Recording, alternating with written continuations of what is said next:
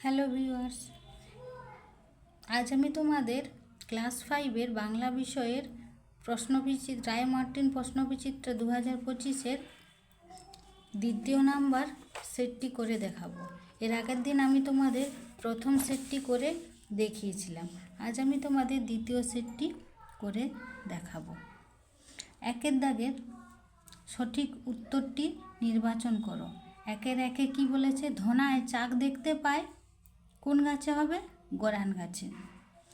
2 নম্বরে আখের আগার অংশ হলো নোনতা। ক্ষয়েরটা হবে, ক্ষয়ের উত্তরটা হবে নোনতা। একের 3-এ গাছটি ভূতের নাচ জুড়তো কখন হবে? ক্ষয়েরটা, সন্ধেবেলা। একের 4-এ কবি খুশির অগাধ লুটোপুটি খুঁজে পান কোথায় হবে? মাঠে। ক্ষয়ে মাঠে খুঁজে পান। তারপরে একের দাগের 5-এ মানুষ, মানুষ শব্দটি কী লিঙ্গ হবে? মানুষ শব্দটি হবে ক্ষয়ে, উভয় লিঙ্গ। একের 6-এ পর্বত শব্দটি কী লিঙ্গ হবে? পর্বত শব্দটি হবে ক্ষয়ে, ক্লীবলিঙ্গ। এবারে 2-এর দাগের অতি সংক্ষেপে নিচের প্রশ্নগুলির উত্তর দাও। 2-এর 1-এ কী বলেছে? ছোট ফণিমনসা গাছের মনে শান্তি ছিল না কেন? এই প্রশ্নের উত্তরটি তোমরা বই থেকে লিখবে, আমি বলে দিচ্ছি। ছোট ফণিমনসা গাছের মনে শান্তি ছিল না কেন? আশেপাশের গাছগুলির পাতা অত্যন্ত সুন্দর আর তার পাতাগুলি বিশ্রী রকমের ছুচালো ও কাঁটাযুক্ত ছিল, তাই ছোট ফণিমনসা গাছের মনে শান্তি ছিল। 2 নম্বরের প্রশ্নটি কী আছে? 2-এর দাগে 2-এ কবিতে গাছকে মায়াতরু বলা হয়েছে কেন? এটার উত্তর তোমরা বই থেকে লিখবে। এখান থেকে হবে। কবি একটি নির্দিষ্ট গাছকে দিনের বিভিন্ন সময়ে বিভিন্ন রূপে দেখেন। গাছটিকে কখনো ভূত, কখনো রাগে ঘাড় ফোলা ভালুক, কখনো হীরের মাছের তৈরি মুকুট, আবার কখনো রূপলি ঝালর বলে কবির মনে হয়, তাই কবিতায় গাছটিকে মায়াতরু বলা হয়েছে। এরপর 2-এর 3-এ শিয়াল আর কুমির মিলে কিসের চাষ করেছিল? তোমরা এখান থেকে লিখবে। শিয়াল আর কুমির মিলে, এটা ঠকানোটা তোমরা লিখবে না, হ্যাঁ।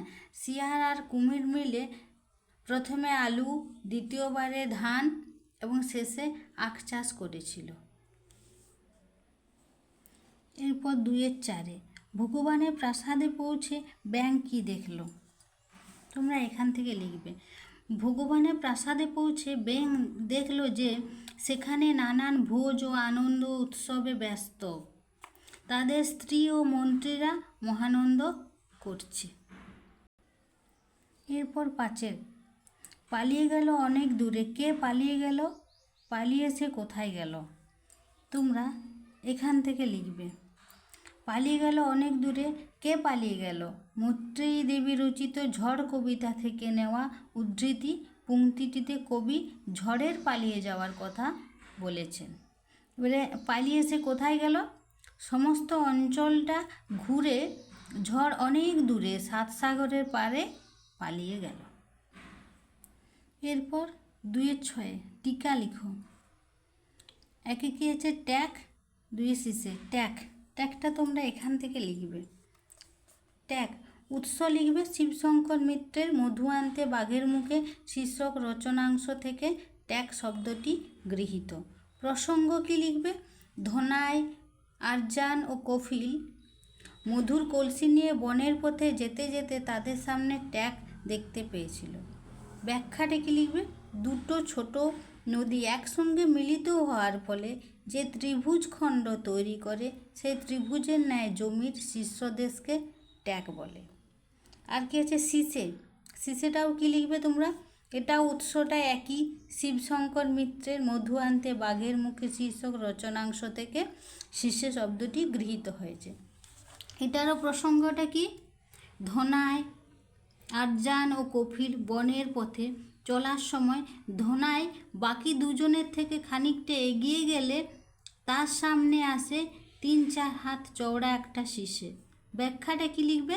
ব্যাখ্যা বলে হাইফেন দেবে, তারপর লিখবে সুন্দরবন ম্যানগ্রোভ অরণ্য অঞ্চলে শীষে দেখা যায়, যার অর্থ সরু ছোট খাদ, শীর্ষে সাধারণত 3-4 হাত চওড়া হয়।